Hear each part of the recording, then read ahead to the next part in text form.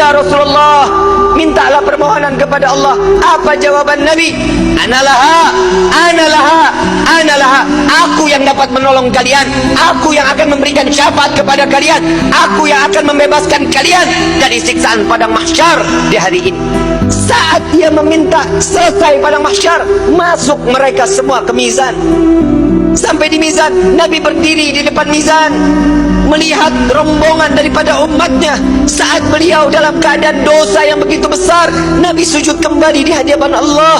"Ya Rabb," doa baginda Rasul sallallahu alaihi wasallam, "Ya Allah, ringankan beban dosa umatku, beratkan pahala mereka, ampuni dosa mereka ya Allah."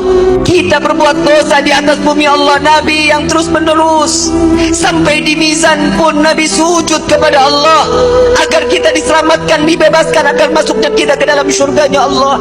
Setelah mizan, Nabi SAW berdiri lagi di sirat. Saat di mana jembatan tersebut, satu helai rambut dibelah menjadi 7, tajamnya luar biasa. Di bawahnya neraka jahanam.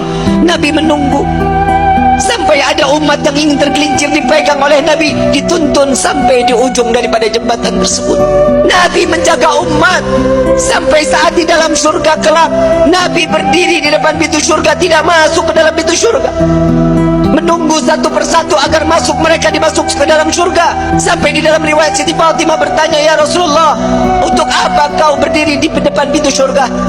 "Aku menunggu umatku. Jika satu yang tertinggal belum masuk ke dalam surga, maka aku tidak akan pernah masuk ke dalam surganya Allah."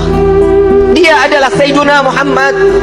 Sampai di dalam satu riwayat lain, Rasulullah izin kepada Allah melihat daripada daftarnya, umat satunya belum masuk ke dalam surganya Allah. Nabi berbincang kepada Allah, "Ya Rabb, izinkan Muhammad untuk memeriksa neraka." Sampai beliau masuk ke dalam neraka mencari umatnya, lalu setelah itu diambil, lalu dibawa masuk ke dalam surganya Allah.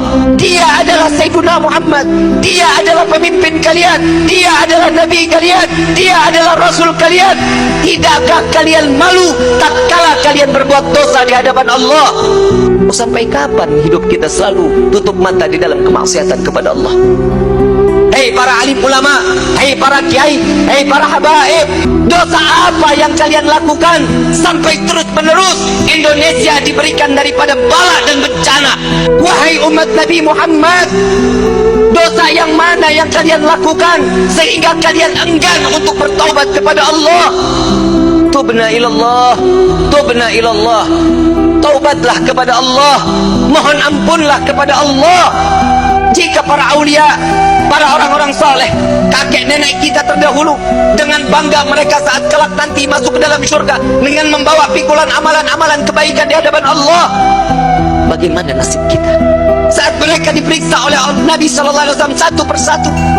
Dengan bangga Nabi mengatakan, dengan amalan mereka, zakat mereka, sedekah mereka, sholat malam mereka, Nabi mengatakan, "Dia adalah umatku ya Rabb." Bagaimana dengan kita yang membawa pikulan dosa di hadapan Allah? Tatkala kita membawa pikulan-pikulan dosa, dibuka, diperiksa oleh Nabi, Nabi tetap mengatakan, "Dia adalah umatku ya Allah," sambil meneteskan air matanya.